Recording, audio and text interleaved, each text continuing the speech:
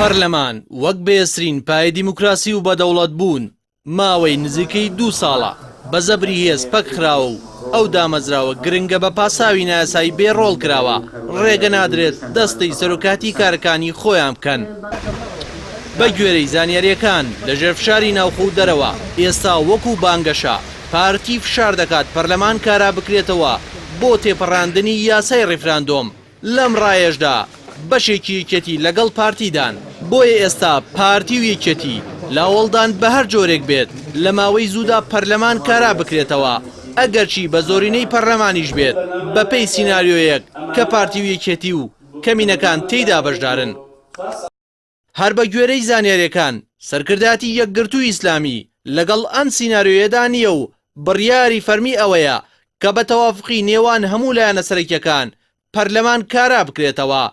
هەرچی کۆمەڵی ئیسلامی و گۆڕانیشە هەڵوێستەکانیان دیارە و پێیان وایە هەنگاوی گرنگ زۆرن پێویستە پێش ئەنجامدانی ڕێفراندۆم بنرێن و ناچنە ژێرباری پرۆژەیەکەوە کە ئەو سەری دیار نەبێ و بەرژەوەندی هاوڵاتیان و باشکردنی گوزارانیانی تێدا بەرجەستە نەبێ.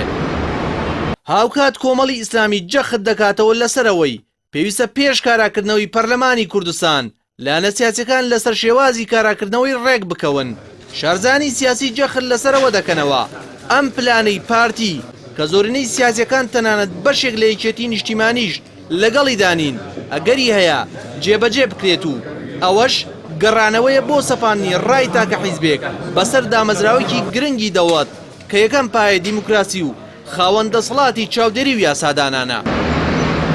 بۆیە چاودێران جەخت لەسەر ئەوە دەکەنەوە پێویستە پێش ئەوەی پەرلەمان کارا بکرێتەوە لانەکان ڕێک بکەون لەسەر شێوازی کاراکردنەوەی بە میکانیزمێکی گونجاو کە مافی هەمووان لە کاراکردنەوەیدا بۆ سوودی هاوڵاتیانی هەرێمی کوردستان پارێزراو بێت. بۆ پێی ئێستا هەرێمی کوردستان بە دۆخێکی زۆر ئەستێردا تێپەر دەکات زیاتر لە هەموو کات پێویستی زیاتری بە تەوافقی نێوان لایەنەکانە تاوەکو هەر لایەنە و بەپەی مافی خۆی پشتی هەبێت لە کاراکردنەوەی پەرلەمانی کوردستان و ڕۆڵ ببینێت لە گەشەپێدانی پای یاسادانان و چاودێریکردن.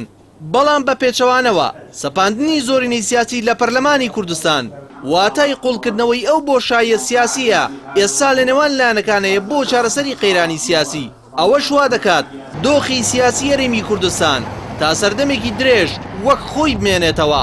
ئەو زۆرینە سیاسیەی وەکو بارزانی لە عێراق باسی لێوە دەکات لێی دەترسێت لە کوردستان خۆی دووبارەی بکاتەوە و شەراکەتی نیشتیمانی تێک بدات.